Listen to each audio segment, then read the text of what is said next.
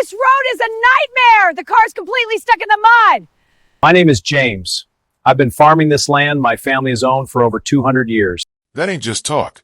My great-great-great-granddaddy bought this acreage back in the 1820s, cleared them rocks with his own two hands, built that barn with timber he chopped himself. My granddaddy kept it running through the Depression. And me, I've spent 30 years busting my tail keeping it alive.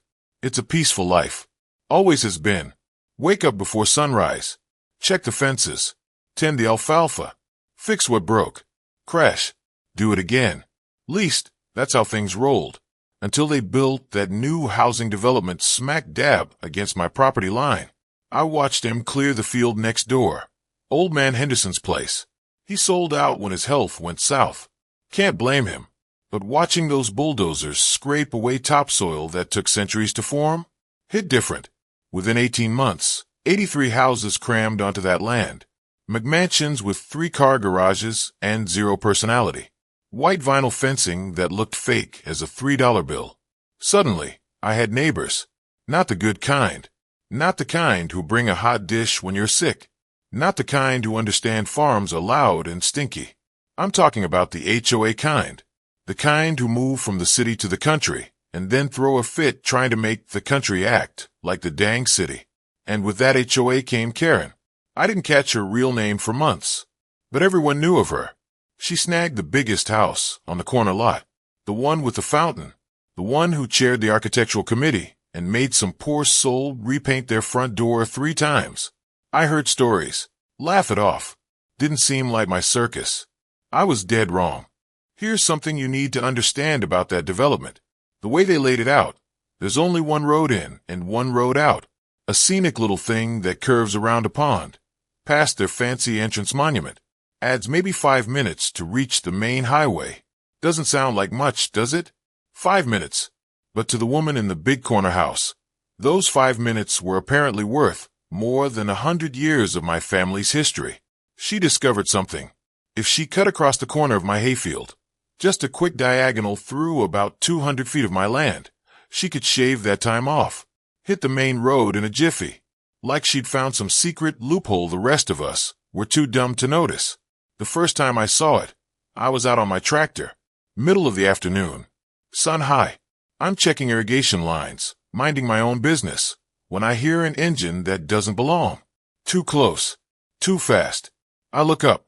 A shiny white luxury SUV barrels right through my fence line. No hesitation. No braking. Just plows through. Posts snapping like twigs, kicking up a cloud of dust and flattening a good solid patch of my young alfalfa.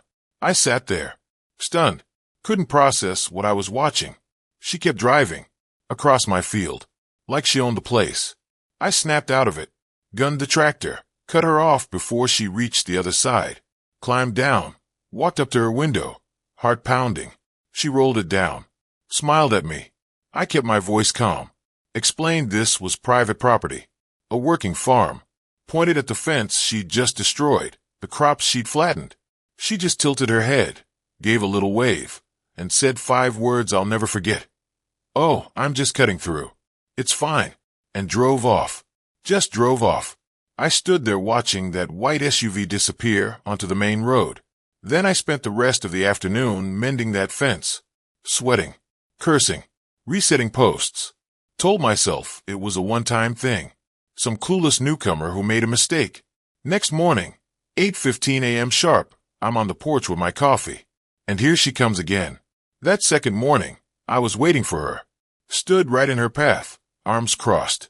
She slowed down, rolled her window down just a crack, and said, "You're blocking my shortcut. Move." I tried reason one more time. Told her this wasn't a road. This was my field. Pointed at the fresh ruts, the flattened crops, the fence I just finished repairing hours earlier. She scoffed, called my alfalfa a little patch of weeds. Said her time was valuable. Then she drove around me, slowly, deliberately, and left another set of tracks in the soft ground. That's when I realized nice wasn't going to work. Next day, I drove into town and bought the biggest no trespassing signs I could find. Bright red letters, bold print, private property, keep out, no vehicles. I nailed them to every post along that fence line. Made sure they were visible from every angle. She drove past them the next morning like they were yard sale advertisements. I called the sheriff's department. A deputy came out, listened to my story, nodded in all the right places. He drove over to her house, had a chat, came back and told me she promised she'd stop. Said she seemed reasonable enough. I wanted to believe him. Next morning, 8:17 a.m. She was 3 minutes late that day. I remember thinking maybe it worked. I hear the engine. Look up. There she goes. Sailing across my field like nothing happened. Like the deputy was just some annoying detour. That's when it hit me. The law was on my side. But the law couldn't make her stop. Couldn't be here every morning. Couldn't fix what she kept breaking. She'd been told. Twice by me. Once by a deputy. And she still didn't care. This wasn't about a shortcut anymore. This was about something else. Something that sat in my gut and wouldn't leave. I needed a different approach. One that didn't rely on her suddenly developing a conscience. That weekend, the weather forecast mentioned a big storm coming, and an idea started forming. That weekend, I sat on my porch and watched the sky turn gray. A big storm was brewing. Weatherman said it'd hit Saturday night, dump rain through Sunday, clear out by Monday morning. The kind of storm that turns dry ground to mud. And that's when I remembered something. Years ago, we had an irrigation ditch running along that edge of the property. Dug by hand back when my grandfather ran things. Carried water from the creek to the crops. Worked fine until we upgraded and filled it in. But the ground there never quite recovered. Stayed softer. Held water longer after a rain. I walked out there that afternoon. Stood right where she'd been driving. The path she'd worn into my field was getting deeper. Uglier. Like a scar. And I thought, what if that ditch came back? Not the whole thing. Just a section. Right along that line she used. Deep enough to cause problems.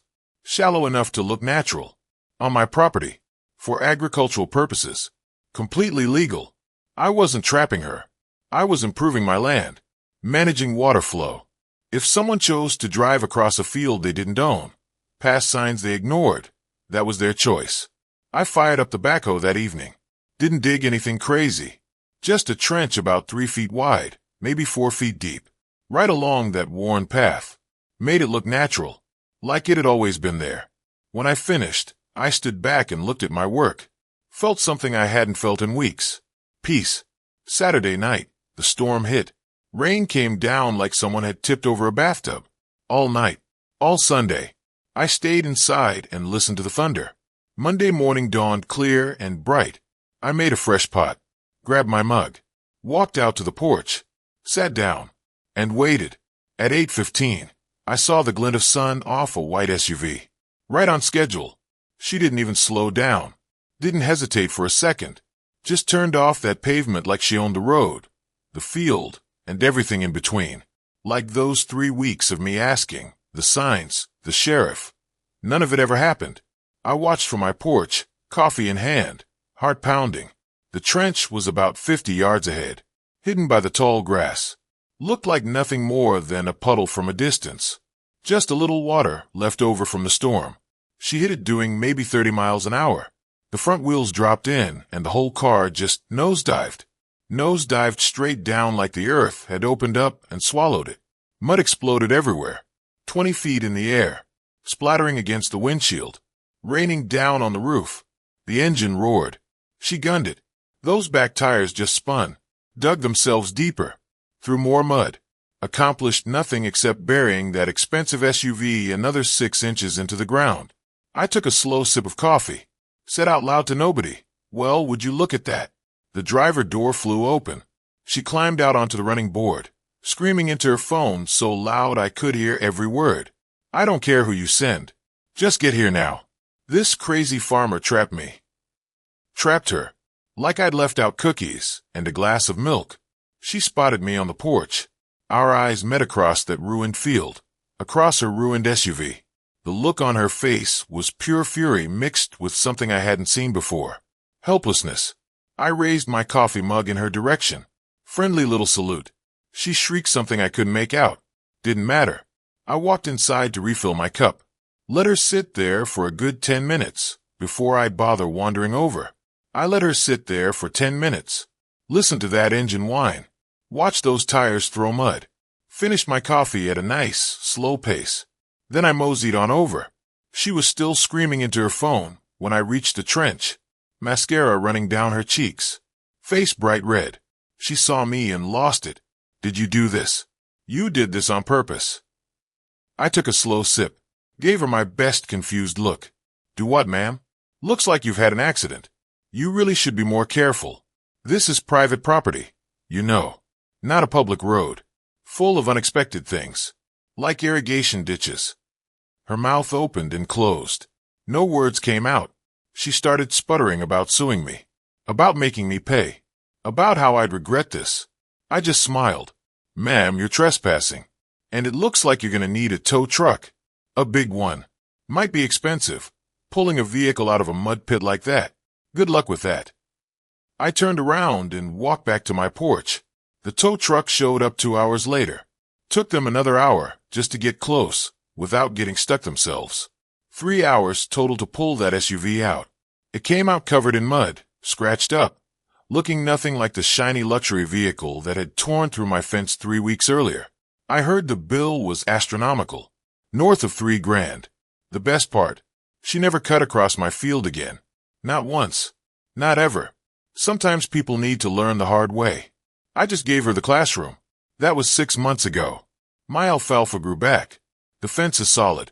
And every morning, I sit on my porch with my coffee and watch the sun rise over land that's been in my family for 200 years. Let me tell you something. That cup of coffee the morning she got stuck, most satisfying cup I've ever had. Thanks for listening to my story. If you enjoyed it, hit that like button and subscribe. I've got plenty more tales from the farm. See you next time.